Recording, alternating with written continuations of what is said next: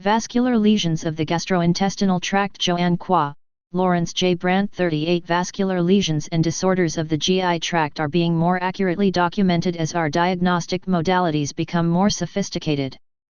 Among the diagnostic techniques commonly used today are upper and lower tract endoscopy, single and double balloon enteroscopy, SBE and DBE, video capsule endoscopy, VCE, and advanced radiologic imaging techniques, such as CTA and MRA. Vascular lesions are a common cause of GI hemorrhage and may be solitary or multiple, benign or malignant, isolated, grouped, or diffuse, part of a syndrome or systemic disorder, or due to an anatomic abnormality of the vasculature, or develop as a result of treatment. It is important at the outset to understand the nomenclature of vascular lesions. Vas and its derivative vascular are Latin words meaning vessel. The Greek equivalent is angion. Ectasia is a word of Greek derivation that refers to the process whereby a blood vessel becomes dilated or lengthened. The resulting lesion also can be referred to as an ectasia. Tylangiactasia is the lesion that results from dilatation of the terminal aspect, tela, of a vessel. Angiodysplasia is used as a general term to describe the lesion or process whereby abnormally formed, bad, placis, molded, vessel develops. An arteriovenous malformation, AVM, is a congenital lesion, whereas an angioma is a neoplasm. This chapter discusses the clinically important vascular lesions of the GI tract, most of which cause GI bleeding. Primary vascular lesions. Colonic angioectasia AE of the colon is a distinct clinical and pathologic entity. 1-3 It is the most common vascular abnormality of the GI tract and probably the most frequent cause of recurrent or chronic lower intestinal bleeding in persons older than 60 years of age. 4 Es are acquired with aging, and there does not appear to be a gender predominance. In contrast to congenital or neoplastic vascular lesions of the GI tract, acquired Es are not associated with lesions of the skin or other viscera, although some 10% of patients with colonic AE have similar lesions in the small intestine when evaluated by angiography or enteroscopy. 3, 5, 6 Es almost always are confined to the cecum or ascending colon, often are multiple rather than single, and usually are smaller than 10 mm in diameter. They are seldom identified by the surgeon at operation or by the pathologist using standard histologic techniques, but usually they can be diagnosed by angiography, discussed later, colonoscopy, Figs 38.1 and 38.2, or helical CTA. 7 The roles of CT and MRI for vascular lesions of all types are evolving but are certain to increase as these sophisticated modes of diagnosis become more widely available. It is also clear that conventional angiography now is more important for therapy than for diagnosis. To determine the precise nature of a vascular lesion, histologic examination, with or without injection studies of the vasculature, is necessary. For example, in one publication in which histologic confirmation of vascular lesions was not performed, Es reportedly occurred distal to the hepatic flexure in 46% of patients. 8. Subsequent review of tissue sections from the supposed Es in the small bowel or left colon revealed histologic changes different from those of Es in the right colon. Personal review by S.J. Boley and L.J. Brandt. Pathology. Histologic identification of Es is difficult unless special techniques are used. 1 Although usually less than 1/3 of lesions are found by routine pathologic examination, almost all can be identified by injecting the colonic vasculature with silicone rubber, dehydrating the cells with increasing concentrations of ethyl alcohol, clearing the specimen by immersing it for 24 hours in a bath of methyl salicylate, and then viewing the specimen by dissecting stereomicroscopy. Fig. 38.3.1 In a study using these methods, surgically resected colons were found to have one or more mucosal Es that measured 1 to 10 mm in diameter. Es were usually multiple, and all were located in the cecum and ascending colon. 1 Microscopically, mucosal Es consist of ectatic, distorted, thin-walled venules, capillaries, and arterioles. The earliest abnormality is the presence of dilated, tortuous, submucosal veins, Fig. 38.4a, often in areas where overlying mucosal vessels appear normal. More advanced lesions show increasing numbers of dilated and deformed vessels traversing the muscularis mucosa and involving the mucosa, see Fig 38.4b and c, until, in the most severe lesions, the mucosa is replaced by a maze of distorted, dilated vascular channels, see Fig 38.4d. Enlarged arteries and thick-walled veins occasionally are seen in advanced lesions, in which the dilated arteriolar capillary venula unit has become a small arteriovenous AV, fistula because of loss of prearteriolar sphincter function. Large thick-walled arteries, however, are more typical of congenital AVMs. Pathogenesis. The previously described studies using injection and clearing techniques indicated that EAs are acquired with aging and that they represent a unique clinical and pathologic entity. 1 Clinically, EAs are frequently identified at colonoscopy in older adults and in injected colons resected from older patients with no history of bleeding. 9 Bowley postulated that the likely cause of EAs is partial, intermittent, low-grade obstruction of submucosal veins at the site where these vessels pierce the muscular layers of the colon, Figs 38.5 and 38.6.1. He then went on to propose a schema for their development, suggesting that repeated episodes of transiently elevated pressure during muscular contraction and distension of the cecum over many years result in dilatation and tortuosity of the submucosal vein and, later, of the venules and capillaries of the mucosal units that drain into it. He further suggested that, ultimately, the capillary rings dilate, the precapillary sphincters lose their competency, and a small AV fistula is produced. The latter is responsible for the early filling vein, which was the original angiographic hallmark of this lesion, Fig 38.7.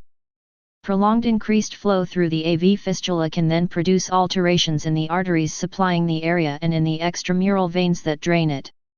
This developmental concept of the cause of EAs was based on the finding of 1. A prominent submucosal vein, either in the absence of any mucosal lesion, or underlying only a minute mucosal AE supplied by a normal artery. 2. Dilatation of the veins, starting where they traverse the muscularis propria, see Fig 38.5, and 3. Previous studies showing that venous flow in the bowel may be diminished by increases in colon motility, intramural tension, and intraluminal pressure. 10 Following this logic, the prevalence of EAs in the right colon can be attributed to the greater tension in the cecal wall compared with that in other parts of the colon, according to Laplace's principle, TPR, where T is tension, P is intraluminal pressure, and R is radius. An alternative concept for the development of EAs is based on the demonstration that EAs have been shown to express vascular endothelial growth factor, VEGF, and its receptors along their endothelial lining in surgical specimens from patients who have undergone colectomy for recurrent bleeding. 11.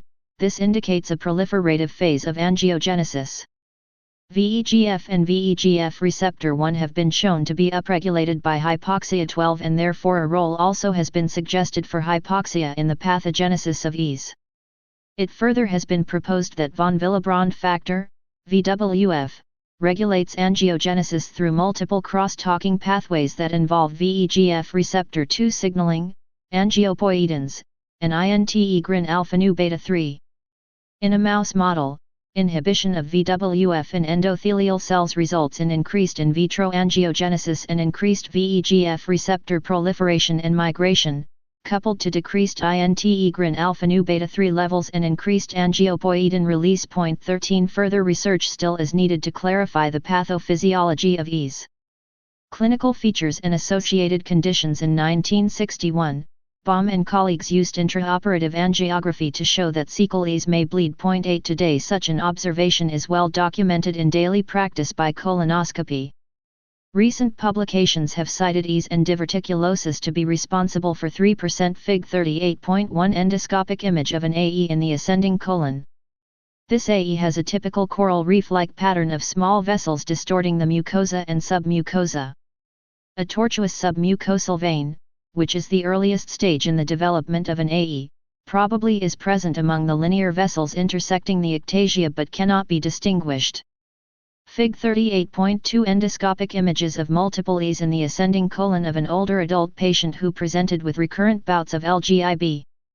EAs can be single or, as shown here, multiple and of various shapes and sizes. Draining veins are seen adjacent to the E's.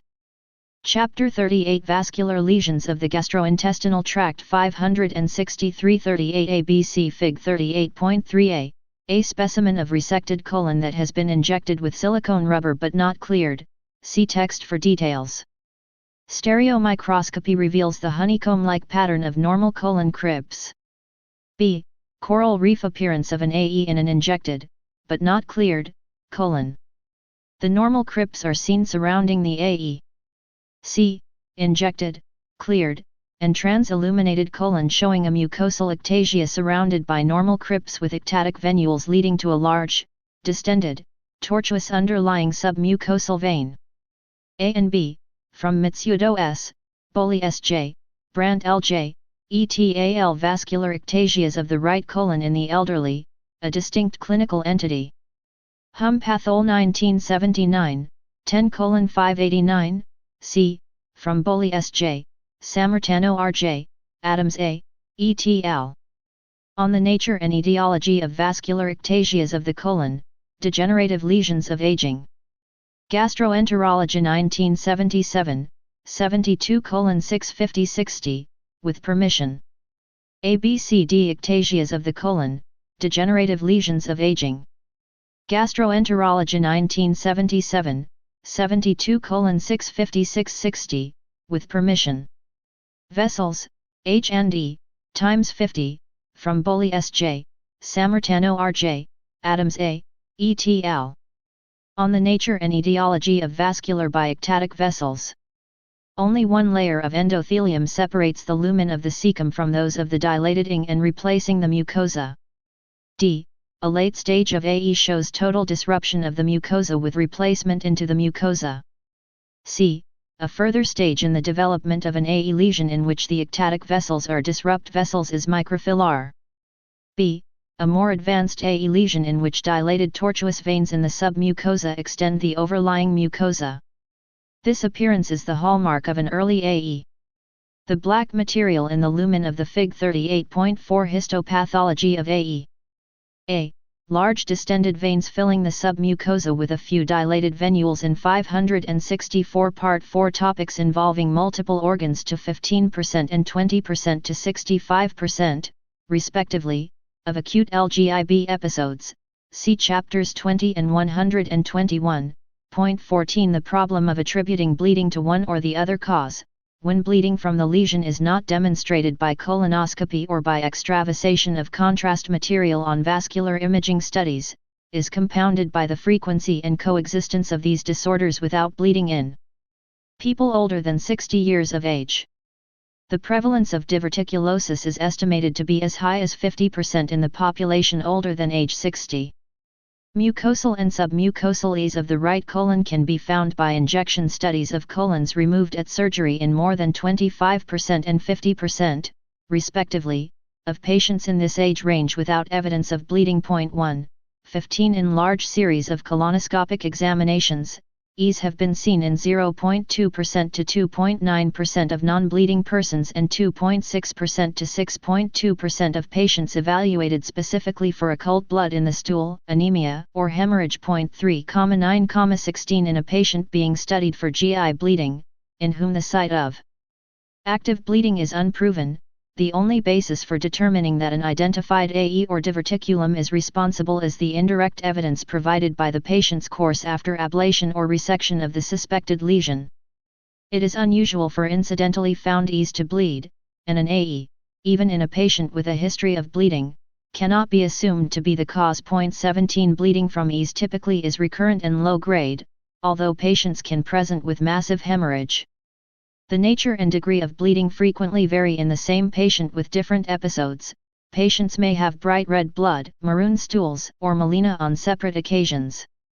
This spectrum reflects the varied rates of bleeding from the ectatic capillaries, venules, and AV communications, which depends on the developmental stage of the lesions. In one study, bleeding from E's was characterized by tarry stools in 20% to 25% of cases, whereas the minority, 10% to 15%, of patients exhibited solely iron deficiency anemia, with stools that were intermittently positive for occult blood. 4 Another study reported that EAS resulted in hemodynamically significant LGIB in 21% of cases, although 42% exhibited chronic LGIB or anemia without evidence of acute hemorrhage. 17 Today, EAS are thought to be asymptomatic or to result in occult obscure GI bleeding in most patients. Bleeding from EAS stops spontaneously in more than 90% of cases. In 1958, Haid described what is still a controversial association, AE, GI bleeding, and aortic stenosis, as aortic valve replacement, AVR, had even been recommended for Haid syndrome when bleeding could not be managed by medical means. Numerous reports of Haid syndrome appear in the literature, although some analyses 18 and studies 19 have failed to support the association. The existence of Haid syndrome has been suggested AGAIN20 in a retrospective study in which the frequency of AS was 31.7% in patients with AVMs compared with 14% in the general population. It has been postulated that deficiencies of the largest forms of VWF multimers, von Willebrand disease, type 2A, result in hemostatic abnormalities that may predispose pre-existing EAS to bleed. 21 It is now believed that increased shear stress results in unfolding of the globular Fig 38.5 vasorectum and accompanying vein traversing the cecal muscularis propria. Compression of the vein is the functional anatomic explanation for its intermittent, partial low-grade venous obstruction, elastinvangiosin, times 50. From Boli S.J., Sammartano R.J., Adams A., et.al. On the Nature and Etiology of Vascular Ectasias of the Colon, Degenerative Lesions of Aging. Gastroenterology 1977, 72:650-60, with permission. ABCDE of Aging. Gastroenterology 1977, 72:650-60, with permission. Martineau R.J., Adams A., et.al. On the Nature and Etiology of Vascular Ectasias of the Colon, Degenerative Lesions. The AE, this stage accounts for the early filling vein seen on mesenteric angiography. From Boli S.J., Samth pre-capillary sphincter becomes incompetent, and a small arteriovenous communication is present through into the abnormal submucosal vein becomes similarly involved. Ultimately, the capillary ring becomes dilated, that accounts for the slowly emptying vein on mesenteric angiography. Later, the veins and venules draining after repeated episodes over many years, the submucosal vein becomes dilated and tortuous, this is the stage Keeler layers. With muscular contraction or increased intraluminal pressure, the vein is partially obstructed. Fig 38.6 Proposed concept of the development of cecal AE. Normal state of the vein perforating the Meuse. Chapter 38 Vascular lesions of the gastrointestinal tract. 565-38 von Willebrand polymer into an elongated highly asymmetric protein, which exposes the A2 domain. 22 Atoms 13 then binds to the A2 domain, which results in cleavage of this high molecular weight multimer into smaller polymers, which are less hemostatic than their parent molecules. 22 Preoperative deficiency of these multimers reverses after AVR 23 with resolution of bleeding in most patients with Haid syndrome who underwent AVR. Recommendation to replace the aortic valve to control GI bleeding from EAS is controversial. 24 Currently AVR is only recommended for patients with severe AS and not for those with GI bleeding or iron deficiency anemia in the setting of asymptomatic AS because most bleeding from EAS can be controlled by any one or more of a variety of endoscopic techniques. See Chapter 20. GI bleeding is a major occurrence in those with a left ventricular assist device, LVAD, and now recognized to result most commonly from UGI tract angiodysplasia, discussed later. A recent meta-analysis of 17 case control and cohort studies showed a pooled prevalence of GI bleeding in continuous flow LVAD patients to be 23% with potential risk factors of older age and elevated creatinine. 25 The mechanism of LVAD-associated GI bleeding is still not well understood but has been attributed to impaired VWF-dependent primary hemostasis. 26 Such impairment may be a result of decreased specific activity of VWF, shear stress that results in release of preformed VWF from endothelial cells, and decreased high molecular weight multimers in non-pulsatile flow regimens leading to acquired von Willebrand syndrome. 25 It has been noted that wide pulse pressures are associated with increased von Willebrand multimers. 26 But that patients with LVADs and AS have narrow or zero pulse pressures. Studies are underway to determine whether decreasing the speed of these devices and hence inducing more pulsatile flow will result in a reduction in GI bleeding, although preliminary results do not show improvement in acquired von Willebrand syndrome with these maneuvers. Patel et al. Published a novel approach using nasal endoscopy to determine the risk of GI bleeding for patients with LVADs. The presence of nasal hypervascularity as a potential surrogate for GI vascular lesions helped determine the risk of GI bleeding in patients who were to undergo LVAD. They found that nasal hypervascularity was equally common in patients with heart failure regardless of whether or not they received an LVAD, 63% in the LVAD group and 57% in the heart failure group versus 20% in the control group, but there was a statistically significant association between GI bleeding in patients with LVAD and nasal hypervascularity with an incidence of 32%. There was no statistically significant association between GI bleeding and heart failure patients with hypervascularity but without an LVAD. Thus, nasal endoscopy may be a potential surrogate marker for GI mucosal vascular alterations. Further studies are being done to compare nasal endoscopy findings in LVAD patients with and without small bowel vascular lesions diagnosed by VCE to confirm this hypothesis. 27 Diagnosis and management. Management of colonic ease begins with suspecting the lesion in an older person who has acute or chronic LGIB. See Chapter 20. Colonoscopy is the primary means of both diagnosis and treatment. If the suspected lesion cannot be found, or if bleeding is massive and colonoscopy cannot be performed, radionuclide scintigraphy followed by CTA should be performed. One retrospective study compared CTA to 99 mTC labeled red blood cell scintigraphy, RBCs, for the overall evaluation and management of acute LGIB and found that both CTA and RBCs could be used to identify active bleeding, 38% of cases, but the site of bleeding was localized with CTA in a significantly higher proportion of studies. Of 24 patients in whom the site of LGIB was accurately localized by CTA, 2 patients were diagnosed with AVMs.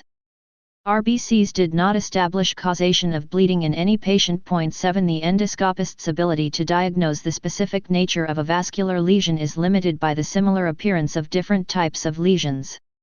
EAS, spider angiomas, Tylangiactasias, angiomas, the focal hypervascularity of radiation colitis, UC, Crohn's disease, ischemic colitis, certain infections, hyperplastic and adenomatous polyps, and malignancies, including lymphoma and leukemic infiltrations, can all, on occasion, resemble each other. Box 38.1. Because traumatic and endoscopic suction artifacts may resemble vascular lesions, all lesions must be evaluated on insertion of the colonoscope, rather than during withdrawal. Pinch biopsy samples obtained from small, non-elevated vascular lesions during endoscopy usually are nonspecific, therefore, the risk of performing biopsies of these abnormalities is not justified. Sometimes the prominent feeding vessel of an AE might be appreciated at the time of endoscopy, and the mucosa at the AE margin may be more pale than distant mucosa, although such a pale halo also may be seen in other vascular lesions. 28 Because the appearance of vascular lesions is influenced by a patient's blood pressure and blood volume, such lesions may not be evident in those with significant anemia or hypotension, thus, accurate evaluation may not be possible until red cell and volume deficits are corrected. Meperidine also may diminish the prominence of finer vascular abnormalities, e.g., EAS, the telangiectasias of HHT. Use of meperidine, therefore, should be AB Fig 38.7 Angiography of AE. A superior mesenteric artery arteriogram from a patient with EAS shows 2 densely opacified, slowly emptying, dilated tortuous cecal veins, arrows. Note the late visualization of the ileocolic vein after the other veins have cleared. B arterial phase of the same arteriogram shows 2 vascular tufts, thick arrows, and 2 early filling veins, each shown by a pair of thin arrows. From Boli S.J., Sprayregan S., Sammartano R.J., et al. The pathophysiologic basis for the angiographic signs of vascular ectasias of the colon. Radiology 1977, 125:6-1521, with permission. 566 Part 4 Topics involving multiple organs avoided and, if used, its effects reversed by naloxone so that vascular lesions can be detected accurately. Such a masking effect does not occur with fentanyl. 29 In patients who have received meperidine, naloxone has been shown to enhance the appearance of normal colonic vasculature in approximately 10% of patients and to cause existing ease to appear, 2.7%, or increase in size, 5.4%. Fig 38.8.30 For these reasons, naloxone is an important adjunctive medication for patients undergoing endoscopic evaluation for lower intestinal bleeding and who have received meperidine. Cool water lavage, to cleanse the mucosal surface during colonoscopy, also may cause underlying ease to vasoconstrict and disappear transiently. 31 Angiography is used to determine the site and nature of vascular lesions during active bleeding and can identify some vascular lesions even after bleeding has ceased. The three reliable angiographic signs of ease are a densely opaque epiphed, slowly emptying, dilated, tortuous vein, a vascular tuft, and an early filling vein. See Fig 38.7. 32 A fourth sign, extravasation of contrast material, identifies the site of bleeding when the rate of bleeding is at least 0.5 ml/min but is not specific for AE. The slowly emptying vein, see Fig 38.7a, persists late into the venous phase, after the other mesenteric veins have emptied. Vascular tufts, see Fig 38.7b, are created by the ectatic venules that join the mucosal component of the AE and its submucosal vein. They are seen best in the arterial phase, are usually located at the termination of a branch of the ileocolic artery, appear as small candelabra-like or oval clusters of vessels, and still are seen in the venous phase communicating with a dilated, tortuous, intramural vein. The early filling vein is seen in the arterial phase within 4 or 5 seconds of injection, see Fig 38.7b, but is not a valid sign of AE if vasodilators such as papaverine or tolazoline, priscaline, have been used to enhance the study. When the lesion is bleeding, intraluminal extravasation of contrast material usually appears during the arterial phase and persists throughout the study. Extravasation identifies a site of active bleeding, but in the absence of other signs of ease, it suggests another cause for the bleeding. Management of non-bleeding ease incidentally found at colonoscopy is expectant. In such cases, endoscopic therapy is not indicated. 33 Because the risk of bleeding in asymptomatic patients with ease has been shown in a prospective study to be low, 0% in 3 years, 31 which clearly does not warrant the potential risks of bleeding and perforation with colonoscopic ablation. 1734-35 Bleeding from ease can be controlled endoscopically or angiographically in most patients, thereby avoiding the morbidity and mortality of emergency operation. Today, superselective microcoil embolization has replaced intra-arterial vasopressin infusion for the treatment of LGIB. Such embolization is highly effective and safe, although complications occur in 5% to 9% of cases. Serious complications, e.g., gangrene, hematoma formation, arterial dissection, thrombosis, pseudoaneurysm formation, are reported in less than 2% of cases. Vasopressin still is recommended, however, when intestinal vascular lesions are diffuse throughout the bowel or when superselective catheterization is not possible. 28 Hormonal therapy, using estrogens in combination with progestins, had been used to treat patients with a variety of bleeding vascular lesions of the GI tract. The mechanisms by which such agents work are not known, although procoagulant effects and enhanced endothelial integrity are popular theories.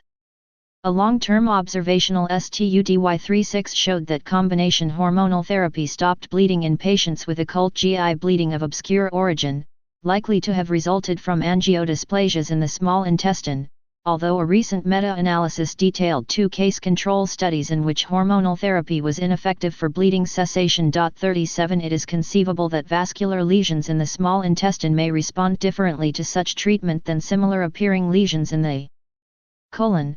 No study of hormonal therapy has been done for proven colonic ease. Somatostatin analogues are another option for the treatment of bleeding from GI vascular lesions. These agents work by inhibiting angiogenesis, decreasing splanchnic blood flow, increasing vascular resistance, and improving platelet aggregation. In the recent meta-analysis mentioned previously, 4 cohort studies were found assessing the efficacy of either daily or monthly octreotide. The pooled odds ratio for bleeding cessation was 14.5, 95% confidence interval CI, 5.9 to 36, and there was a decrease in transfusion requirements seen after 1 year of therapy with an odds ratio of 0.55, 95% CI, 0.29 to 0.82. 37 A novel therapy for ease, and perhaps other vascular lesions in the GI tract, is the use of anti-angiogenic factors, including thalidomide, bevacizumab, and lenalidomide. Thalidomide was developed in the 1950s as a sedative, sleeping pill, and antiemetic for pregnant women, but it soon became notorious for causing phocomelia and other malformations in the newborn. 37 In 1994, D'Amato and colleagues reported that thalidomide inhibited VEGF and basic fibroblast growth factor-mediated angiogenesis. 38-39 Data suggest the mechanism for its anti-angiogenic effect is related to reduced expression of integrin genes with resultant decreased cell-cell surface interactions and response to angiogenic cytokines. 40 Several case reports and case series have described the successful use of thalidomide to treat life-threatening or refractory bleeding from intestinal ease and Crohn's disease with refractory bleeding. 41-44 After treatment with thalidomide for 3 months, substantial reductions in the number, size, and color intensity of ease were documented by VCE. 42 A controlled trial of patients with GI angiodysplasias and gave, see later, randomized patients to thalidomide or iron supplementation and reported a 50% or greater decrease in bleeding episodes at the 1-year follow-up in 71.4% patients in the thalidomide group compared with 3.7% in the iron supplementation group. These patients had lesions that were predominantly confined to the stomach and small intestine, and there still is no experience with these treatments for colonic ease. 45 Box 381 Lesions that may be confused with AE on endoscopy. Colitis IBD infectious ischemic radiation neoplasms adenomatous polyps leukemic infiltration lymphoma non-neoplastic polyps hyperplastic lymphoid non-vascular lesions trauma vascular lesions angiomas anteriovenous malformations phlebectasias spider telangiactasias varices venous stars. Chapter 38 Vascular lesions of the gastrointestinal tract 567 38 Bevacizumab, Avastin, is a humanized monoclonal antibody against VEGF that is effective against colon and renal cancers and also has strong anti-angiogenic activity. 46 Curiously, dose-dependent nasal and GI bleeding is observed in up to 59% of patients during treatment, possibly caused by a loss of vascular integrity as a result of bevacizumab-induced endothelial cell shedding in highly regenerative mucosal tissues with active angiogenesis. It is unclear why some anti-angiogenic substances like bevacizumab cause mucosal bleeding and others like thalidomide do not. This disparity effect may be related to the phase of angiogenesis that is antagonized or might reflect a particularly strong anti-angiogenic activity. Lenalidomide is a newer angiogenesis inhibitor that is an analog of thalidomide but with fewer adverse effects. Lenalidomide could present a new therapeutic asset for ease, although its role remains to be evaluated in controlled studies. 28 Vegf-based anti-angiogenic therapy is a promising therapy, but a more detailed understanding of the angiogenic cascade and how anti-angiogenic substances act within it will be needed to resolve this issue. In the past, neodymium yttrium aluminum garnet laser 3,6,47 endoscopic sclerosis 9 monopolar 48 and bipolar 49 electrocoagulation, and heater PROBE49 had been used to ablate a variety of vascular lesions throughout the GI tract and to control active bleeding. More recently, however, Hemoclips in combination with cautery 50, endoscopic band ligation 51, and argon plasma coagulation, APC, 52 have been used for this purpose, Fig 38.9. 4Es, heater probe, and APC are most commonly used. Control of bleeding has been obtained with a variety of endoscopic thermal means in 47% to 88% of cases. 3 and no technique has been established as superior. 9 Severe delayed bleeding occurs in 5% of patients with colonic ease after thermal therapy. 48 Recurrent bleeding from colonic ease appears to be reduced after endoscopic therapies, but more than one treatment session may be necessary. 49 Rebleeding can be expected to increase with time and has been seen in 28% to 52% of patients over a follow-up period ranging from 15 to 36 months. 3 In preparation for endoscopic ablation of vascular lesions, aspirin and aspirin-containing drugs, other NSAIDs, anticoagulants, and antiplatelet agents should be withdrawn, if possible, at least several days before the procedure and depending on the agent. Aspiration of some intraluminal gas just before thermal therapy is applied adds a measure of safety as the colon wall is not so thinned with a smaller diameter lumen. Right hemicolectomy is indicated when AE has been identified by either colonoscopy or angiography and when therapy by either or both of these modalities is unsuccessful, cannot be performed, or is unavailable and the patient has continuous or recurrent LGI bleeding. The presence or absence of diverticulosis in the left colon does not alter the extent of colonic resection in this circumstance, only the right half of the colon is removed, but it is important that the entire right half of the colon be removed to ensure that no E's are left behind. If the site of bleeding, and its cause, is not identified, and bleeding recurs or is continuous, a subtotal colectomy, STC, is appropriate.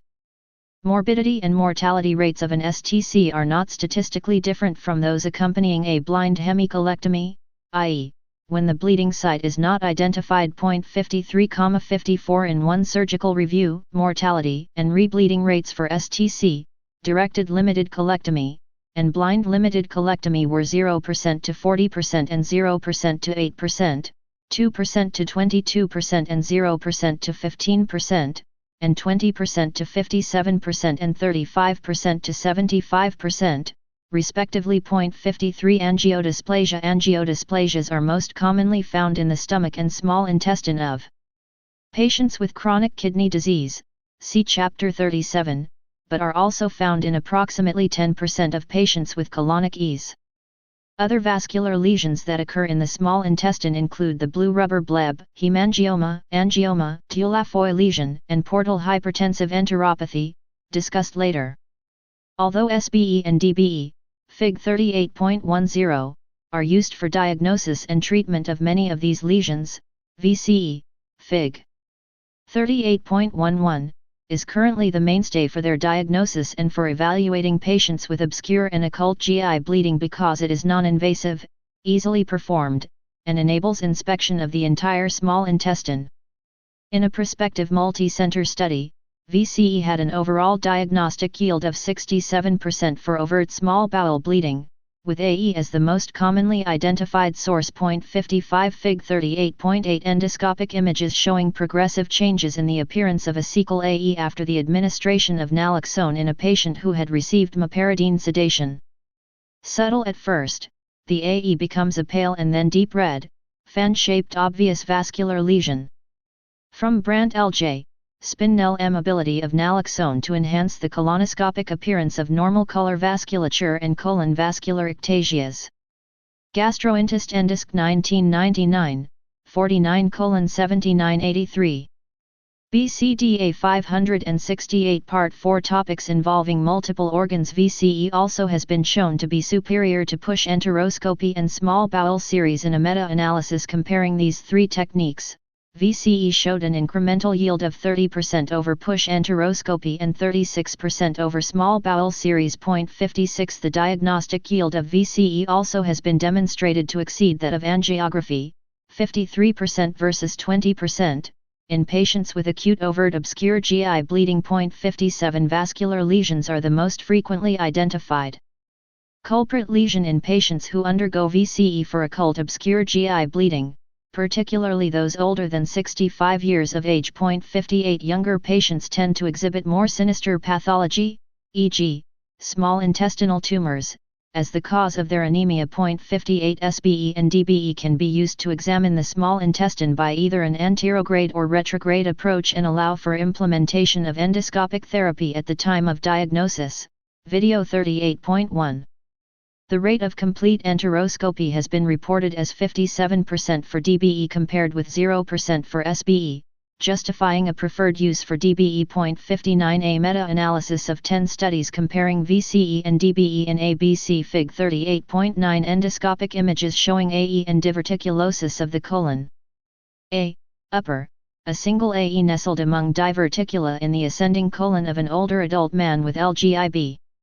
ES and diverticula are the two most common causes of major recurrent LGIB in older adults, therefore, finding them together in the same patient is not unusual.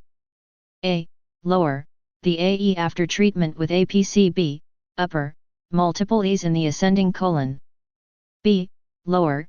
ES after treatment with a heater probe. C. Upper, a solitary AE. C. Lower. A heater probe is being used to ablate the AE. Fig 38.10 Angiodysplasia demonstrated by double balloon enteroscopy. Courtesy Dr. Daniel Mishkin, Boston, MA. Fig 38.11 Angiodysplasia demonstrated by VCE. Courtesy Dr. Daniel Mishkin, Boston, MA.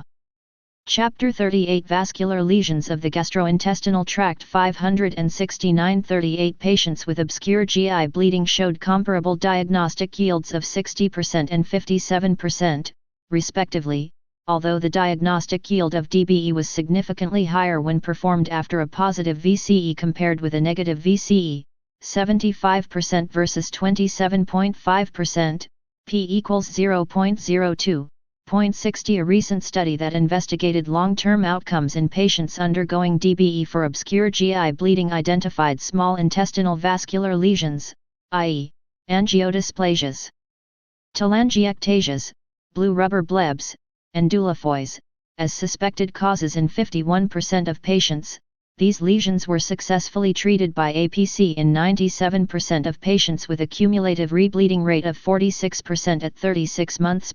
61 In a systematic review and meta-analysis, it was shown that approximately 34% of patients with angiodysplastic lesions and approximately 45% of patients with isolated small bowel angiodysplastic lesions rebleed after endoscopic therapy. 25 The meta-analysis also included 4 studies that looked at the impact of octreotide analogues on rebleeding rates for patients who were refractory to endoscopic therapy and showed a significant decrease in both rebleeding rates and transfusion requirements. The standard mean reduction in number of transfusions after 1 year of therapy was 0.55, 95% CI, 0.29 to 0.82. 2 studies analyzed the use of thalidomide for refractory bleeding, and both showed a decrease in rebleeding rates and transfusion requirements. 41,42 Dula lesion. This vascular lesion is an unusual cause of massive GI hemorrhage and may occur anywhere in the GI tract from esophagus to rectum. Fig 38.12. 62 It is twice as common in men as in women and presents at a mean age of 52 years. The abnormality is the presence of an artery of persistently large caliber in the submucosa and, in some instances, the mucosa, typically with a small, overlying mucosal defect. Dula called the lesion exulceratio simplex because he thought it was the initial stage of a gastric ulcer. This lesion also has been called an atherosclerotic aneurysm, an inaccurate term because the caliber of the arteries' walls is uniform throughout and shows no unusual degree of arteriosclerosis. It is believed that focal pressure from these large caliber persistent vessels thins the overlying mucosa, leading to erosion of the exposed vascular wall with resultant hemorrhage.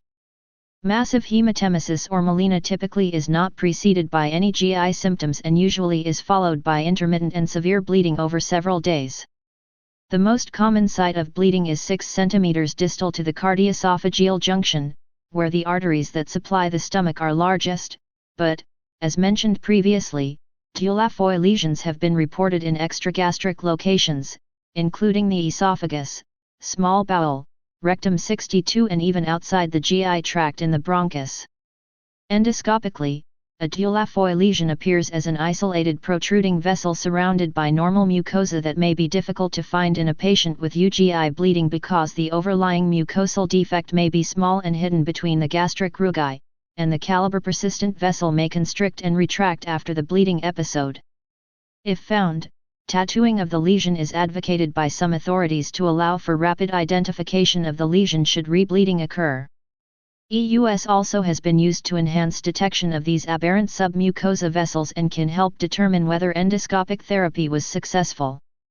Mesenteric angiography is used when endoscopy fails to localize a site of hemorrhage and may be of particular benefit in patients with lesions in the colon or rectum where the view could be obscured by active bleeding and poor bowel preparation. 63 Endoscopic techniques to localize and treat Dula-Foy lesions have decreased the need for surgical intervention and dramatically reduced the mortality of bleeding from 80% to 8%.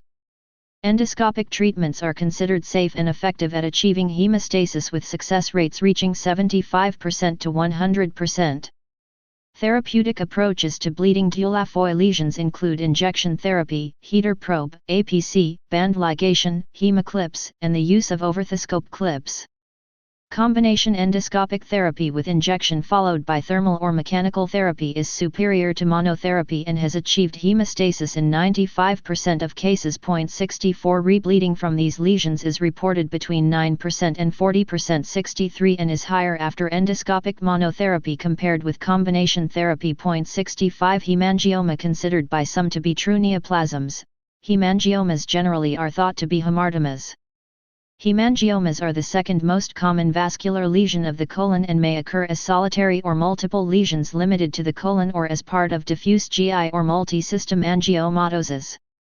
Hemangiomas are structurally complicated lesions characterized by an excess of blood vessels, usually veins and capillaries, in a focal area of submucosal connective tissue. 66 Hemangiomas may be classified as cavernous, capillary, or mixed types. However, the most common hemangioma found in the GI tract is of the capillary variety. 66 Most hemangiomas are small, ranging from a few millimeters to 2 centimeters, but larger lesions occur, especially in the rectum. Bleeding from colonic hemangiomas usually is slow, producing occult AB Fig 38.12 endoscopic images of a Dula-Foy lesion. A. Arterial bleeding, spurting, just distal to the gastroesophageal junction. B. The bleeding point was a small defect without endoscopic evidence of ulceration. From Wilcox CM Atlas of Clinical Gastrointestinal Endoscopy. Philadelphia, W. B. Saunders, 1995, p. 122. 570 Part 4 Topics involving multiple organs. Blood loss with anemia or melena. Hematochezia is less common, except with large cavernous hemangiomas of the rectum, which may cause massive hemorrhage. The diagnosis is best established by endoscopy, including enteroscopy because radiologic studies, even including angiography, frequently are normal. The diagnosis of cavernous hemangioma of the rectum often can be suggested on plain films of the abdomen by the presence of phleboliths and displacement or distortion of the rectal air column, Fig 38.13. On barium enema, the affected rectal lumen typically shows narrowing and rigidity, scalloping of the rectal wall, and widening of the presacral space, see Fig 38.13. Endoscopically, one sees elevated plum-red nodules or vascular congestion. Ulcers and proctitis also may be present.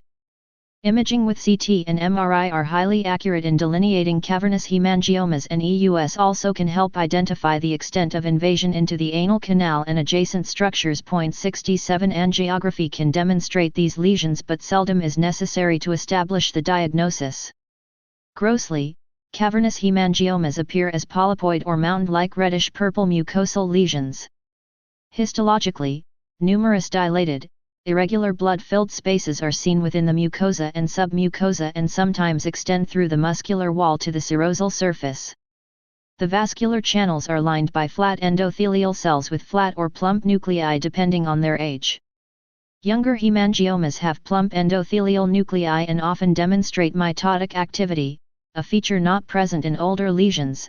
vascular lumina remain small and irregular. 66 As the lesion matures, the endothelial cells flatten and decrease in number. During involution, the fibrous septa thicken, the endothelial cells are replaced by adipocytes, and the vascular structures atrophy. 66 Although lacking a capsule, the capillary hemangioma is often well circumscribed and there typically is a central feeding vessel with radiating, lobular extensions. 66 Capillary hemangiomas are plaque-like or mound-like reddish-purple lesions composed of a proliferation of fine, closely packed, newly formed capillaries separated by little stroma. The endothelial cells are large, usually hypertrophic, and in some areas may form solid cords or nodules with ill-defined capillary spaces. Small hemangiomas that are solitary or few in number and approachable endoscopically can be ablated. Most large or multiple lesions require resection of either the hemangioma alone or the involved segment of colon. Large lesions should not be ablated endoscopically unless it is first proved, e.g., by EUS, that the lesion is not transmural. Local measures to control massive bleeding from cavernous hemangioma of the rectum usually are effective only temporarily. Embolization and surgical ligation of major feeding vessels also have been used, but ultimately, excision of the rectum often is required. 68 In a particular entity known as diffuse intestinal hemangiomatoses, numerous lesions, usually of the cavernous type, involve the stomach, small bowel, and colon. Hemangiomas of the skin or soft tissues of the head and neck frequently are present. The occurrence of bleeding or anemia in childhood typically leads to the diagnosis, and surgical intervention may be required for continuous, slow bleeding or for intussusception. 69 Intraoperative endoscopy had been helpful in finding small lesions, but today SBE and DBE probably would be tried first. Inhibitors of the VEGF receptor, bevacizumab, and multi-targeted tyrosine kinases including sunitinib, inhibits VEGF, platelet-derived growth factor PDGF, vadalanib, inhibits VEGF, PDGF, c-KIT, and semaxanib, inhibits VEGF and PDGF, have been used for treatment of hemangioblastoma, another highly vascularized lesion of uncertain histogenesis that occurs most frequently in patients with von Hippel-Lindau disease, VHLD. 70 In VHLD, a loss of von Hippel-Lindau protein results in an accumulation of hypoxia-inducible factor and, subsequently, excessive production of VEGF. 71 Bevacizumab, a humanized monoclonal antibody against VEGF may, in patients with VHLD, result in stabilization or regression of CNS hemangioblastomas with resultant improvement in visual acuity in the setting of macular and optic nerve hemangioblastomas. 70. These results suggest there may be a role for the use of VEGF inhibitors in the management of other types of hemangiomas. Definitive treatment can be provided with surgery. AB vascular lesion. Pteristic phlebolith pattern outside the colon, with scalloping of the bowel lumen caused by pressure from the liths in a child is pathognomonic for a cavernous hemangioma. B. A barium enema film shows the carica soft tissue mass with foci of calcification in abnormal vascular channels. This appearance of pelvic phlebo Fig. 38.132 Imaging examples of cavernous hemangioma of the rectum. A. Plain film of the pelvis reveals Chapter 38 vascular lesions of the gastrointestinal tract. 571 Congenital arteriovenous malformation. 38 AVMs are embryonic growth defects and are considered to be developmental anomalies. Although AVMs are found mainly in the extremities, they may occur anywhere in the vascular system. In the colon they may be small and resemble EAs, or they may involve a long segment of bowel. The most extensive AVMs typically are in the rectum and sigmoid. Histologically, AVMs are persistent congenital communications between arteries and veins located primarily in the submucosa. Characteristically, there is arterialization of the veins, i.e., tortuosity, dilatation, and thick walls with smooth muscle hypertrophy and intimal thickening or sclerosis. In long-standing AVMs, the arteries are dilated and exhibit atrophic and sclerotic degeneration. Angiography is the primary means of diagnosis, Fig. 38.14. Early filling veins in small lesions and extensive dilatation of arteries or veins in large lesions are typical. Patients with significant bleeding from large AVMs should undergo resection of the involved segment. Transendoscopic therapy may be beneficial for smaller lesions. Aneurysms. Abdominal aortic aneurysm. Approximately 95% of abdominal aortic aneurysms, AAA, are atherosclerotic in origin, although genetic predisposition is also an important factor. Less common causes include trauma, vasculitis, infection, and congenital abnormalities. Risk factors associated with the development of an AAA include age older than 60 years, male gender, white race, smoking, and hypertension. Population-based studies in adults older than 50 years have found that the prevalence of AAA is 3.9% to 7.2% in men and 1.0% to 1.3% in women. 0.72 Familial clustering of AAA has been noted in 15% to 20% of cases, and, in some families, an abnormality has been identified in chromosome 1673, defects in procollagen 3 in patients with Ehlers-Danlos syndrome type 4 and altered gene expression causing abnormalities of the elastin and collagen content of AAA have been shown in other families. 0.73.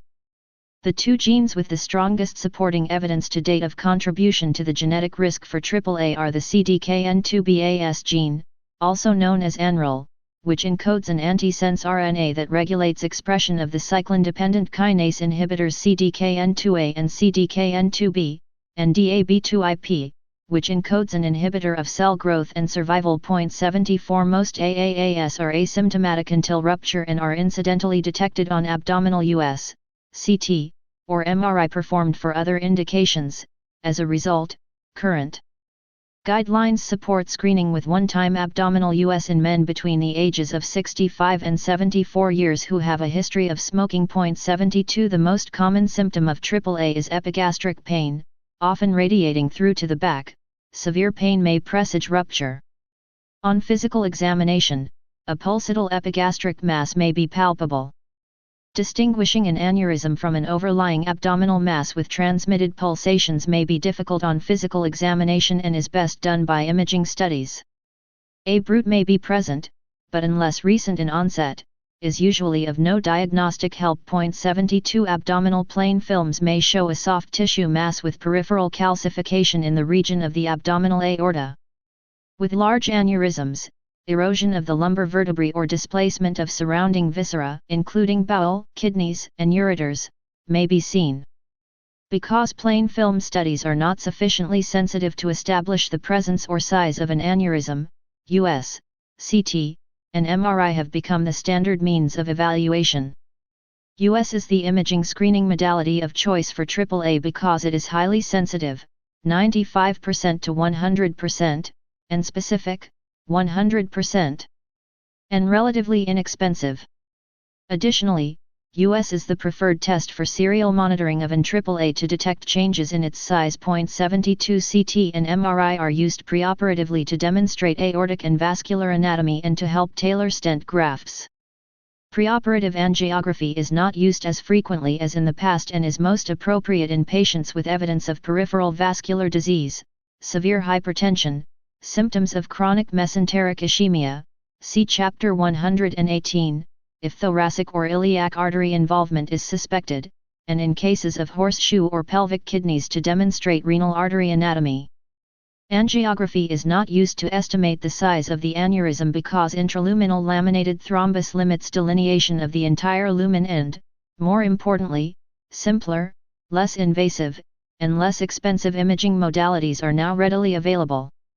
The major complication of AAA is rupture, which is heralded by the sudden onset or worsening of abdominal, flank, or back pain. An insidious presentation characterized by several weeks of pain can occur when leakage precedes overt rupture. Pain may be exacerbated by lying recumbent and relieved by sitting or leaning forward. Severe abdominal pain also may be seen with aortic dissection as the splanchnic vessels become compromised and acute intestinal ischemia develops. The consensus among vascular surgeons is that the most important predictor of AAA rupture is the size of the aneurysm. The annual risk for rupture is nearly 0% for AAAS between 3.0 and 3.9 cm in diameter, 1% for those between 4.0 and 4.9 cm in diameter, and 11% for those between 5.00 and 5.99 cm in diameter. 72 Risk factors associated with rupture include hypertension and the presence of chronic obstructive pulmonary disease. AAA most commonly ruptures into the retroperitoneal tissues that surround the aorta. Less commonly, the aneurysm may communicate with the peritoneal cavity, in which case hemorrhagic shock develops rapidly. Aneurysmal rupture into the small intestine usually occurs in the third or fourth portion of the duodenum and typically presents as massive GI bleeding. Intermittent bleeding can occur with clot formation and subsequent dislodgement from the eroded bowel or fistulous opening. Indeed, many of these patients will have a herald bleed followed by massive hemorrhage several hours or days later. 75 Endoscopy is the most sensitive method for diagnosing this complication. Rarely, AAA ruptures into the inferior vena cava. If so, a loud bruit can be heard. Asymptomatic patients with an AAA larger than 5.5 cm or symptomatic patients with aneurysms of any size should undergo surgical repair to prevent rupture. Those with an AAA between 3.0 to 5.4 cm should be surveyed by US or CT every 3 to 12 Fig. 38.14 Mesenteric angiogram in a patient who presented with recurrent LGIB. The angiogram shows a complex, race-Mohs configuration of vessels in a large congenital AVM involving the superior and inferior mesenteric arterial circulations. 572 Part 4 Topics involving multiple organs. Months. 72 The growth rate of AAAS is variable and has been less in recent studies than in older ones. In a large population of patients with small aneurysms, average initial size of 4 cm, studied over an average of 3.3 years, 58.4% of patients had no change or a decrease in aneurysm size, 25.3% had an expansion between 0.1 and 0.25 cm, 12.6% had an increase of greater than 0.25 cm, and only 3.7% had an enlargement of greater than 0.5 cm. 73 On average, the growth rate of an AAA is 0.35 cm per year. Operative repair of an AAA includes an open approach either retroperitoneally or transabdominally, or an endovascular repair, which involves insertion of an endograft into the vascular lumen to exclude the aneurysm from blood flow, thus minimizing the risk of rupture. In elective cases, preoperative angiography is useful to demonstrate additional vascular disease, e.g., stenosis or occlusion of the splanchnic arteries, and allows for planned vascular reconstruction, which may help avoid postoperative bowel ischemia. The mortality of AAA repair in good risk patients is 1% to 4%. 75. Mortality increases sharply to 34% to 85% when surgery is done as an emergency for rupture or impending rupture. 76 Increasingly, endovascular aneurysm repair, EVAR, is being used as an alternative to open repair of an AAA. EVAR may provide selective short-term advantages over open surgery, such as avoidance of general anesthesia, reduced operative time, reduced blood loss, and less postoperative pain. In 3 major trials comparing open surgery with EVAR for AAAS larger than 5.5 cm, EVAR had a lower operative mortality rate than open surgery, but AAA-specific and all-cause mortality did not differ and EVAR had higher re-intervention rates.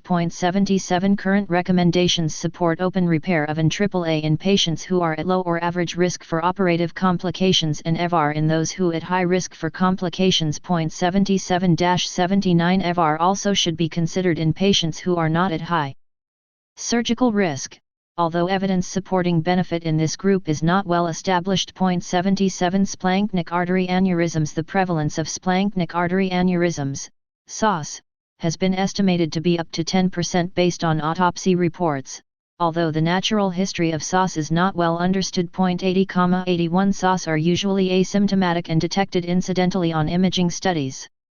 In a recent retrospective review from Yale New Haven Medical Center, 138 SAAS in 122 patients were documented on imaging studies from January 1999 to December 2016, and their annual growth rate and risk of rupture assessed. 81 The growth rate of SAAS was slow, 0.064 plus or minus 0.18 cm/year, and the smallest aneurysm rupture was seen at 2.3 cm, hence the recommendation to observe asymptomatic patients with SOS less than 2.5 cm.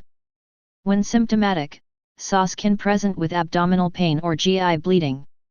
On physical exam, a bruit may be heard on auscultation, but an abdominal mass is rarely palpable because the aneurysms are small. Up to 25% of SOS may be complicated by rupture, which has an estimated mortality rate of 25% to 70%. 0.82 Like aneurysms of the aorta, if a SAA erodes into the GI lumen, this can present with sporadic GI bleeding, the so-called herald bleed. Rupture into a mesenteric vein can result in an AV fistula and can lead to portal hypertension with variceal bleeding.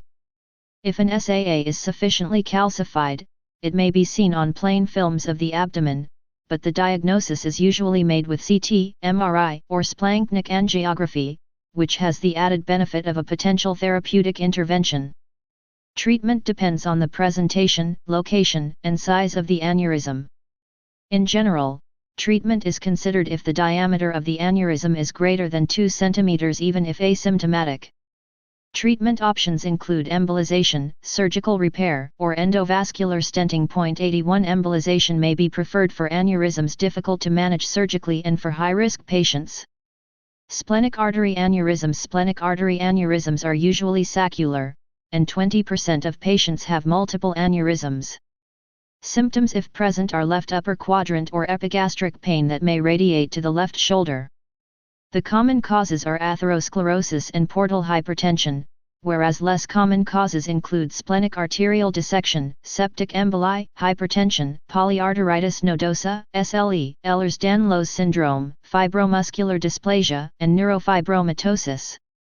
There is a female-to-male predominance of 3 to 4:1, and it is associated with pregnancy. 0.80-83 The increased prevalence in pregnant women may be related to an increase in splenic blood flow and the effects of estrogen on the elastic tissue of the tunica media, which can result in dilatation of the splenic artery and predispose to aneurysm formation.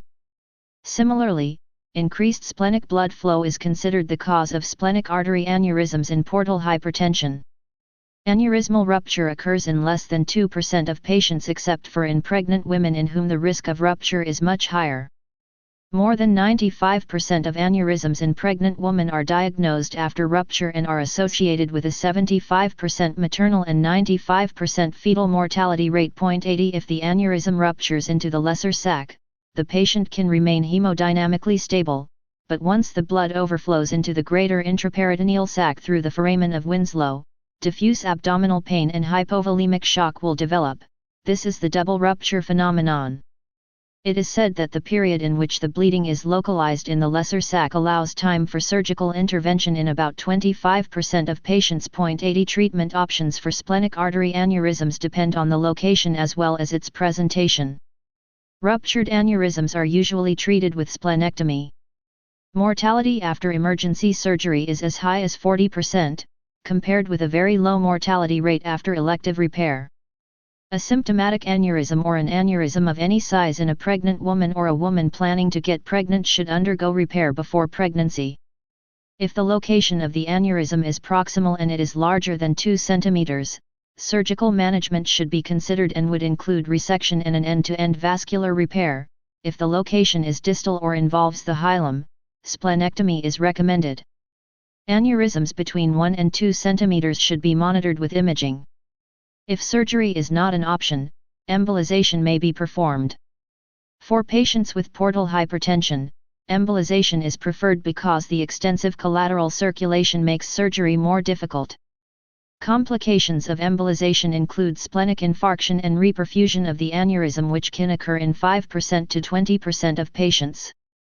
Yearly follow-up imaging with CT or MRI is recommended to evaluate for leak and subsequent growth. 0.80-82 Celiac artery aneurysms. Historically, the most frequent cause of celiac artery aneurysms, CAAS, was infection due to either syphilis or tuberculosis, and most cases were diagnosed at autopsy after an aneurysm ruptured. Now that syphilis and tuberculosis are more readily identified and treated, The more common causes of Ca aneurysm are atherosclerosis, trauma, dissection, and Takayasu arteritis. 80,82 Association with other aneurysms is common and in one series occurred in 66% of patients. 83 Ca aneurysms are usually asymptomatic. Symptoms, when present, can mimic pancreatitis due to location. Dysphagia can occur from esophageal compression. The lifetime risk of rupture is about 6%. Ca aneurysms greater than 2.5 cm should be considered for repair, whereas asymptomatic lesions less than that size can be followed with imaging. 82 Traditional open repair can be performed through a transabdominal route or thoracolumbar approach. Ligation can be performed followed by aortohepatic bypass or direct aortic reimplantation. In patients undergoing revascularization, prosthetic grafts have a lower risk of occlusion than saphenous vein grafts but are difficult to place. Chapter 38 Vascular lesions of the gastrointestinal tract 573-38 due to its location. If the aneurysm ruptures, intervention may include ligation or percutaneous transcatheter embolization. 80 Superior mesenteric artery aneurysms. Superior mesenteric artery, SMA, aneurysms are rare. They usually involve the proximal 5 cm of the SMA. Aneurysm-related thrombus or dissection can occur, which can cause symptoms of intestinal ischemia. Historically, the most common etiology was infectious, with septic emboli accounting for a third of all SMA aneurysms. In recent series, the common causes include atherosclerosis, polyarteritis nodosa, pancreatitis, biliary tract disease, neurofibromatosis, and trauma. 83 More than 90% of SMA aneurysms are symptomatic with associated abdominal pain and GI bleeding. Up to 50% of the patients present with rupture and a mortality rate of 30%. Beta-adrenergic blockers can have a protective effect against rupture. 80 Intervention is recommended for all symptomatic patients and for all patients at low surgical risk because of the high rate of complications. For asymptomatic aneurysms less than 2.5 cm, surveillance is recommended. 82 The surgical approach includes aneurysmectomy and either interposition vein grafting or ligation of a branch of a mesenteric artery to treat the aneurysm. In addition, resection of any ischemic segment of bowel is performed. Transcatheter embolization and endovascular stenting can be used as well, but the latter may increase the risk of mesenteric ischemia if the branches of the SMA are blocked by the stent.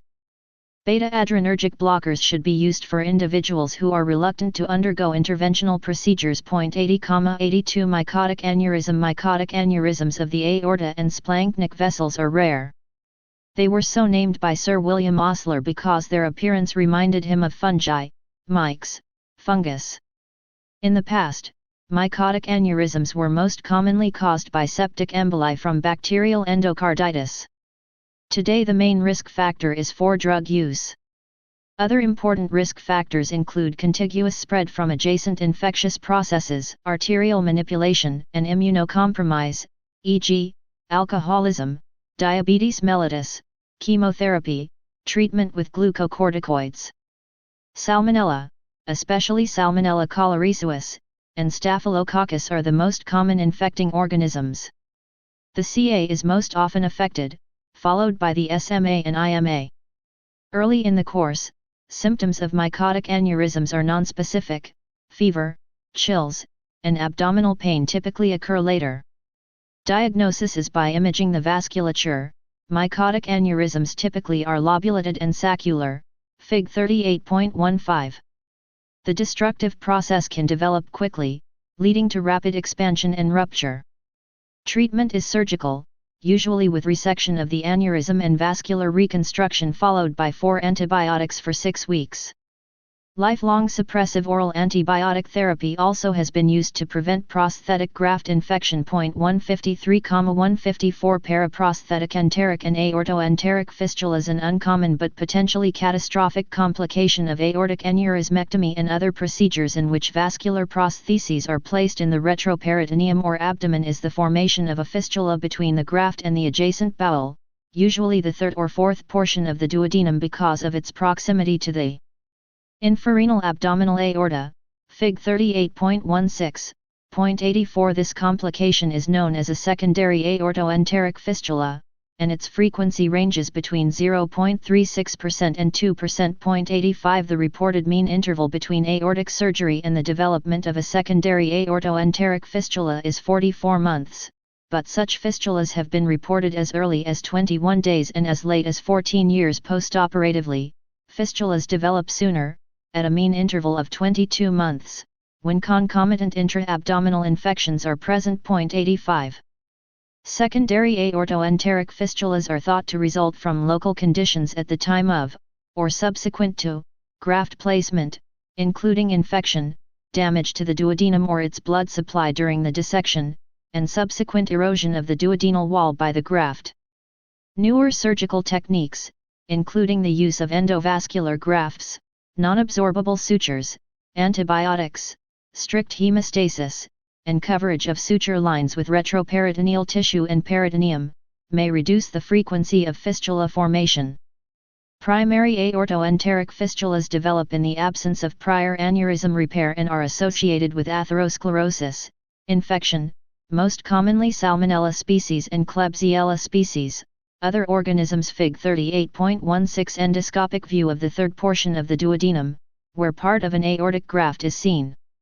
Patients with aortoenteric fistulas typically present with GI bleeding, abdominal pain, and fever because the graft usually has become infected by the time it erodes into the GI tract. Courtesy, Dr. Lawrence J. Brandt, Bronx, New York.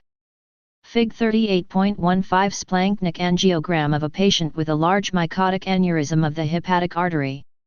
Courtesy Dr. Lawrence J. Brandt, Bronx, New York. 574. Part 4. Topics involving multiple organs that are less common include Staphylococcus species, Streptococcus species, Escherichia coli, Enterococcus faecalis, Clostridium septicum, and Lactobacillus, malignancy, radiotherapy, trauma, and foreign body. Primary aortoenteric fistulas are less common than secondary aortoenteric fistulas, with an incidence of 0.04% to 0.07%. 0.86. Patients with aortoenteric fistulas present with upper or LGIB that if untreated may be massive and rapidly fatal.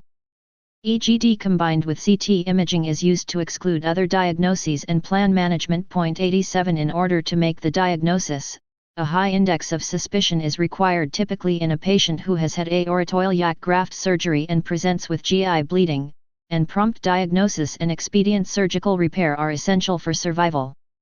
Vascular lesions associated with systemic disorders or manifestations. Hereditary hemorrhagic telangiectasia. This autosomal dominant familial disorder, also known as Osler-Weber-Rondeau disease, is characterized by telangiectasia of the skin and mucous membranes, as well as recurrent GI bleeding. 0.88-90. In some patients, the pathogenesis follows mutations of the endoglin, ENG, and activin receptor-like kinase 1, ALK1, genes, which have an important role in determining the properties of endothelial cells during angiogenesis. 0.91. Lesions typically are noticed in the first few years of life, and recurrent epistaxis in childhood is characteristic. By age 10, about half of patients have had some GI bleeding. Severe hemorrhage is unusual before the 4th decade and has a peak incidence in the 6th decade. In most patients, bleeding presents as melena, BRBPR and hematemesis are less frequent. Hematochezia in a patient with HHT suggests bleeding from a source other than telangiectasia. Bleeding is intermittent and chronic and may be severe. Patients may receive more than 60 transfusions in a lifetime. A family history of the disease has been reported in 80% of patients with HHT, but is less common in those who bleed later in life. Telangiectasias usually are present on the lips, oral and nasopharyngeal membranes, tongue, and periungual areas. Lack of involvement of these sites casts suspicion on the diagnosis. Fig. 38.17. The diagnosis of HHT currently requires the presence of at least 3 of 4 relevant clinical criteria. These so-called Curacao criteria include epistaxis, spontaneous and recurrent nosebleeds, telangiectasias, multiple lesions at characteristic sites, e.g., lips, oral cavity, fingers, nose, visceral lesions, e.g., pulmonary, hepatic, cerebral, spinal, GI, and a positive family history, a first-degree relative with HHT, 92, clinical diagnosis can be confirmed by molecular genetic analysis. In most cases, HHT is caused by mutations in one of the two known HHT genes. Mutations of the Eng gene lead to type 1 HHT.93. The Eng gene is located on chromosome 9 and encodes for endoglin, a type 3 transforming growth factor beta, TGF-beta, receptor. Mutations of the Activin gene lead to type 2 HHT. People with type 1 HHT tend to develop symptoms earlier than those with type 2 HHT and are more likely to have blood vessel malformations in the lungs and brain. Liver involvement with portal hypertension is more common in patients with type 2 HHT. The Activin gene is located on chromosome 12 and encodes for the ACVRL1 protein, a type I TGF-beta receptor. 90. Both receptors are expressed predominantly on vascular endothelium and play essential roles in maintaining vascular integrity. Evidence for the existence of two other as yet unidentified HHT genes has been reported. 94,95 Mutation of the SMAD4 gene, involved in the TGF-beta signaling cascade, which is known to cause juvenile polyposis, also has been reported in a few patients with HHT. 96,97. These patients have an overlap syndrome of juvenile polyposis and HHT, and therefore are at significant risk for colorectal cancer, CRC, which necessitates aggressive CRC screening. 96 Despite genotypic heterogeneity in HHT, clinical expression of the different HHT genotypes appears similar. HHT and non-hereditary intestinal AE are both characterized by increased production of VEGF. High serum levels of VEGF, which also correlate with severity of bleeding, are found in patients with HHT. 98,99 Vascular involvement of the liver is common in HHT, especially type 2, and frequently is asymptomatic. Hepatic manifestations during the course of the disease are seen in 8% to 31% of patients and include high output heart failure resulting from AV shunting, portal hypertension, and biliary tract disease. 100,101 Liver involvement is associated with complications, including liver failure necessitating liver transplantation, and significant morbidity and mortality. 102 In one study that followed patients with HHT and known hepatic vascular malformations for a median of 44 months, 5.2% of patients died and 25.3% experienced complications, including high output heart failure, atrial fibrillation, portal hypertension, and GI bleeding. Complete response was achieved in 63% with the implementation of multidisciplinary therapy that included supportive care, medical treatment of high-output heart failure and portal hypertension, radiofrequency ablation, RFA, in those who developed atrial fibrillation, transarterial embolization of hepatic vascular malformations, and orthotopic liver transplantation. 102 Telangiactasias in patients with HHT also occur in the colon but are more common in the stomach and small intestine, where they are more apt to cause major bleeding. Telangiactasias are seen easily on endoscopy, although in the presence of severe anemia, blood loss, or hypotension, they transiently may become less. ABC Fig 38.17 Telangiactasias of HHT. A. Multiple telangiactasias on the nose and lips. Telangiactasias of varying size and shape in the proximal gastric body. B. Antrum. C.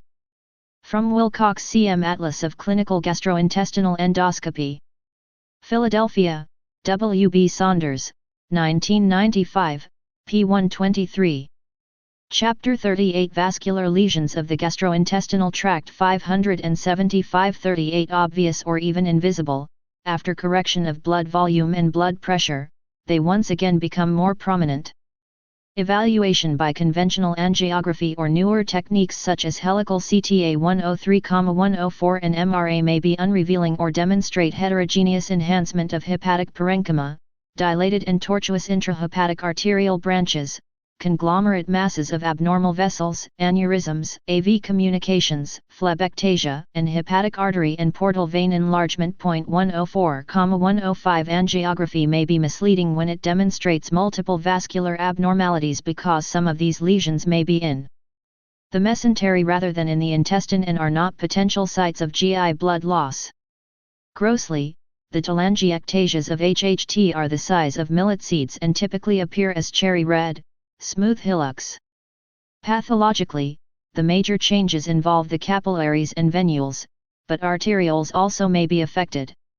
Lesions consist of irregular, ectatic, tortuous blood spaces lined by a delicate single layer of endothelial cells and supported by a fine layer of fibrous connective tissue. No elastic lamina or muscular tissue is present in these vessels, so they cannot contract. This property may explain why telangiactasias tend to bleed. Arterioles show intimal proliferation and commonly have thrombi in them, suggesting vascular stasis. In contrast to the thinned venules of ES, venules are abnormally thick in HHT, have prominent, well-developed longitudinal muscles, and are thought to play a major role regulating blood flow within the telangiactasia. 103 Many forms of treatment have been recommended for telangiactasias, including estrogens 106 aminocaproic acid 107 endoscopic thermal ablation 6,47 and resection of involved bowel. Endoscopic ablation, including the use of the APC and thermal contact devices, is most promising when lesions are within reach of the endoscope and not widely diffuse. The availability of SBE and DBE, however, extends the range of endoscopic therapy to the entire GI tract.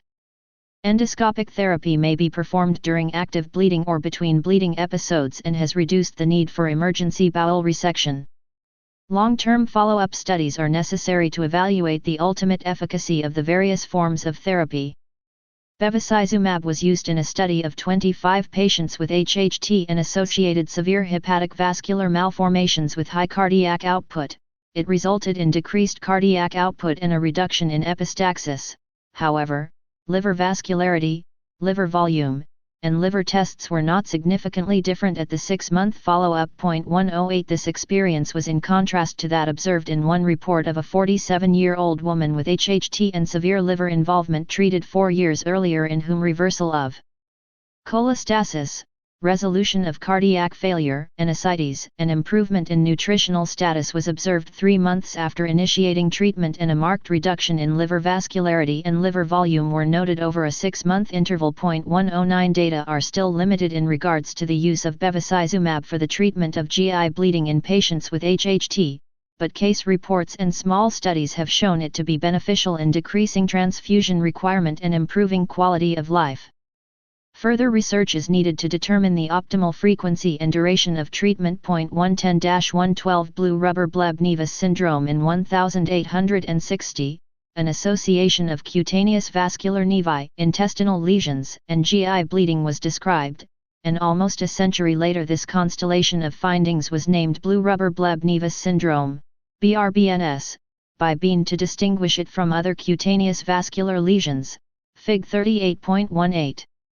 Other sites in addition to the GI tract may be affected, including the eyes, nasopharynx, parotid glands, lungs, liver, spleen, heart, brain, skeletal muscles, urinary bladder, and penis.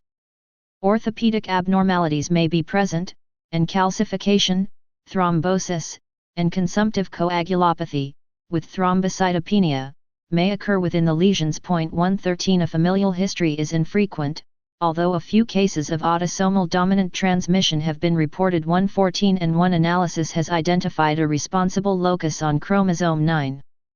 A recent study hypothesized that BRBNS may be due to somatic mutations in TEC, the gene encoding TIE2, which is the endothelial cell tyrosine kinase receptor for the angiopoietins. This study found that TEC mutations were present in 15 of 17 individuals with BRBNS, supporting the hypothesis that these genetic mutations was the cause of the cutaneomucosal venous malformations. 115 The lesions are distinctive, they are blue and raised and vary from 0.1 to 5 cm in diameter. Characteristically, the contained blood can be emptied by direct pressure, leaving a wrinkled sac remaining until it fills again. Lesions may be single or numerous and are usually found on the trunk, extremities, and face. They may involve any portion of the GI tract but are most common in the small bowel. In the colon they are more common distally. They are detected infrequently by barium or angiographic studies and are seen better with CT and MRI. Endoscopy is the most important diagnostic test for this syndrome, but VCE has also been used. 116 Originally the lesions were thought to be hemangiomas, but they are now considered to be venous malformations. Resection of the involved segment of bowel is recommended for recurrent hemorrhage. APC may be dangerous because these lesions may involve the full thickness of the bowel wall. Successful sclerotherapy and band ligation of GI tract lesions have been reported. Progressive systemic sclerosis, scleroderma, telangiectasia is a prominent feature of progressive systemic sclerosis, especially in the calcinosis, Raynaud phenomenon, esophageal dysmotility, scleroderma, and telangiectasia, CREST. Variant. 117 sites most frequently involved by these lesions are the hands, lips, tongue, and face, but gastric, intestinal, and colorectal lesions have been reported. These tiny lesions may be the source of occult or clinically significant bleeding and are best treated, if possible, by endoscopic thermal ablation. 118 Klippel-Trenaunau and Parkes-Weber syndromes. In its initial description, the Klippel-Trenaunau syndrome, KTS, consisted of 1. A vascular nevus that involved the lower limb, 2. Varicose veins that were limited to the affected site and appeared at birth or in childhood, and 3. Hypertrophy of all tissues of the involved limb, especially the bones. 119 Subsequently, a variety of vascular lesions were noted to be associated with the hypertrophic limb, and some authors now divide the syndrome into two distinct types. Fig 38.18 fingertip lesion in a patient with the blue rubber bleb nevus syndrome. 576 Part 4 Topics involving multiple organs. Klippel-Trenaunau and Parkes-Weber. The former is a pure low-flow condition, whereas the latter is characterized by higher flow AV fistulas. Several genetic defects in the regulation of the angiogenic factor Vg5q have been shown in patients with KTS. 120 The cause of bony elongation is controversial, but one theory invokes in utero venous hypertension and stasis. 119 Edema of the involved leg is common, and if the thigh is involved, Fig 38.19a, a variety of lymphatic abnormalities are usually present, e.g., chylous mesenteric cysts, chyloperitoneum, protein-losing enteropathy, see Chapter 31. Visceral lesions have been described involving the GI tract, liver, spleen, bladder, kidney, lung, heart, and genital organs, see Fig 38.19b. Involvement of the GI tract is more common than previously thought and may occur in as many as 20% of patients, some of whom may not be recognized to have visceral involvement because they are asymptomatic. GI bleeding is the major symptom of visceral GI involvement and initially is intermittent, beginning in the first decade of life. Subsequently, GI bleeding from KTS may vary from occult to massive. 121 In the largest series, the most common GI symptom was hematochezia, although reported by only 6 of 588 patients. 119 The most common bleeding sites in the GI tract are the distal colon and rectum, and involvement of the whole GI tract is uncommon. 121 GI bleeding usually is caused by a rectal vascular lesion, localized rectovaginal varices resulting from obstruction of the internal iliac system, or portal hypertension with varices, see Fig 38.19c. Bleeding may be intensified by consumption coagulopathy, which may occur within the smaller sinusoids of the vascular lesion.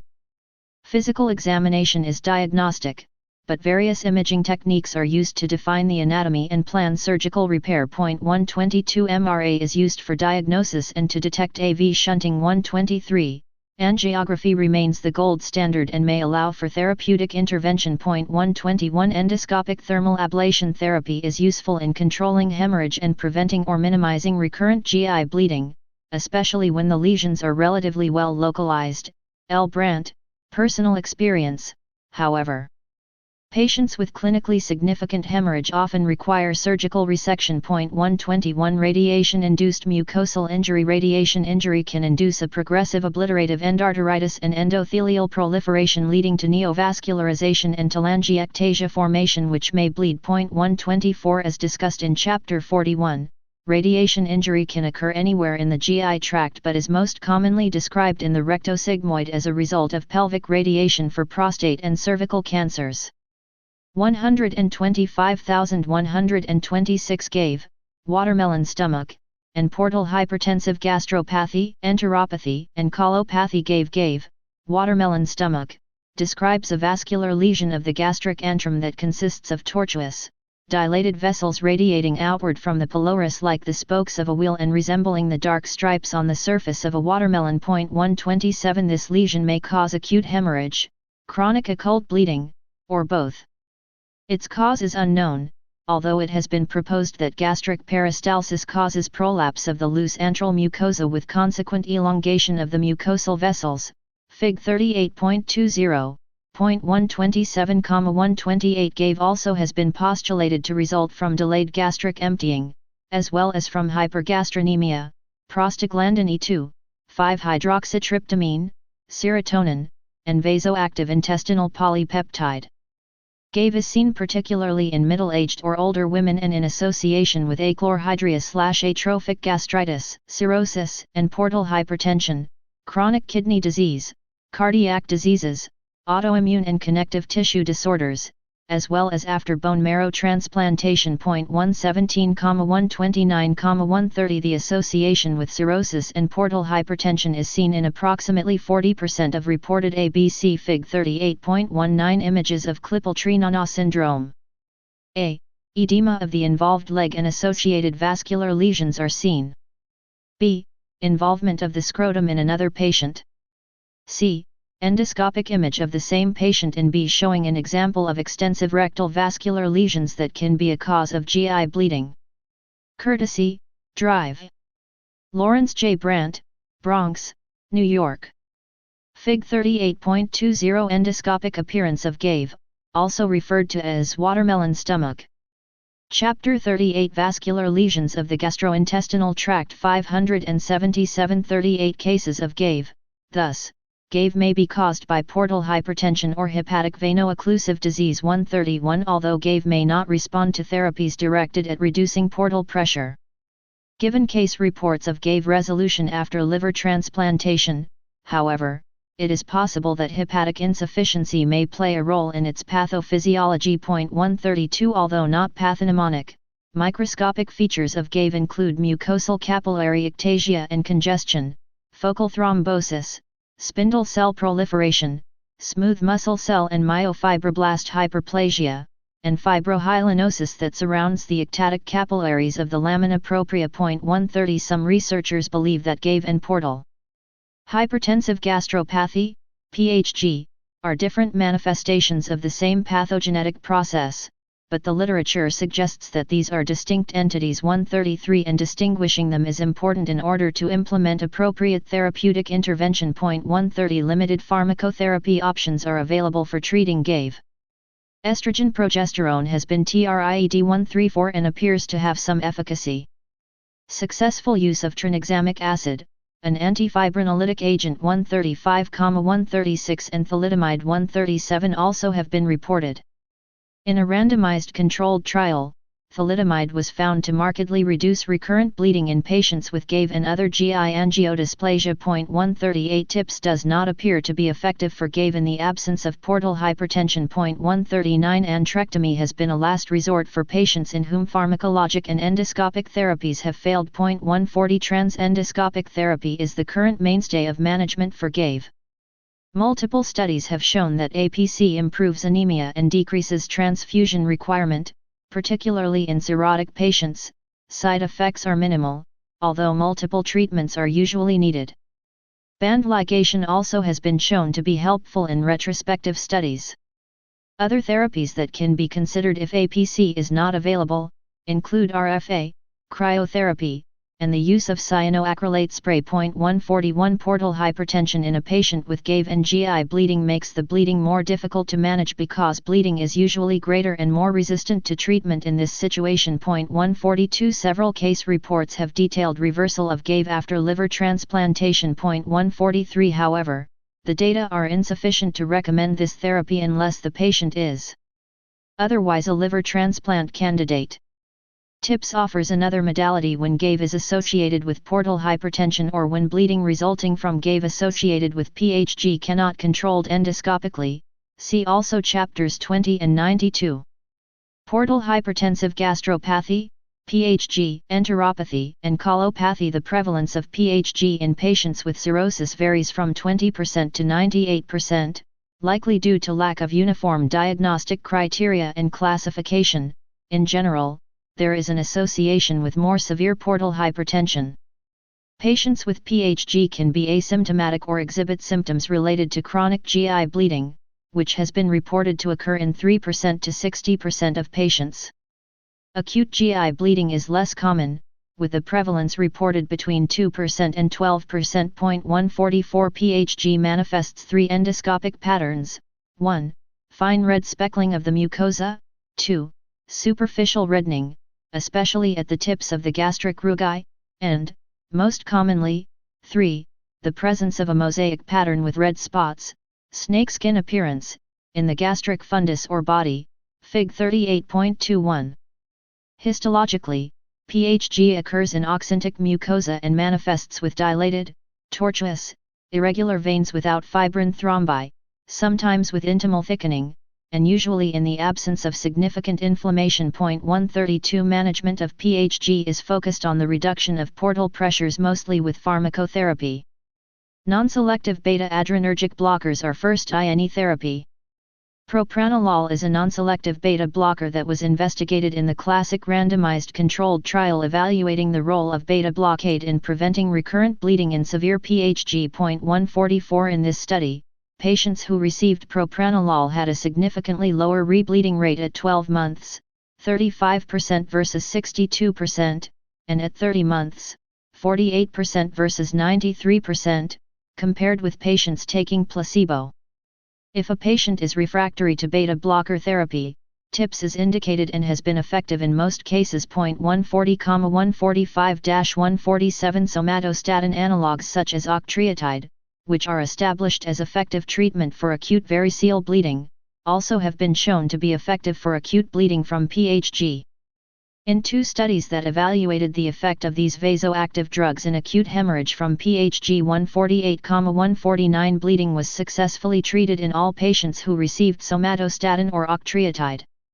Vasopressin and its analog, terlipressin, also have been tried, with mixed results. 148,150 varices and spider-like telangiectasias also may be seen in the small intestine, warranting the term portal enteropathy. Portal colopathy is the term used to describe the vascular manifestations of portal hypertension in the colon, which include hemorrhoids, varices, and spider-like telangiectasias, Fig 38.22a and 38.22b. Mucosal lesions of portal colopathy endoscopically resemble those seen in Phg and may have a diffuse, colitis-like appearance, including erythema, telangiectasia, and friability.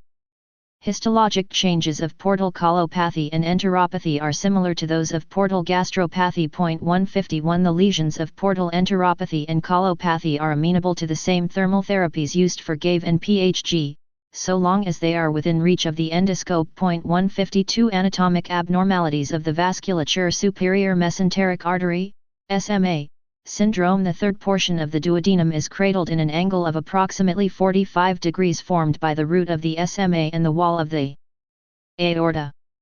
When this angle is narrowed to less than 25 degrees, the SMA impinges on the duodenum, thereby leading to gastric and intestinal obstruction, a condition referred to as Wilkie's syndrome or the SMA syndrome, Fig 38.23. 155,156 The latter term may be confusing and does not imply vascular insufficiency. Symptoms may be acute or chronic and typically include epigastric pain, vomiting, and early satiety. The syndrome has been associated with immobilization in a body cast, rapid growth in children, and marked, rapid weight loss in adults, particularly young women with eating disorders, see Chapter 9.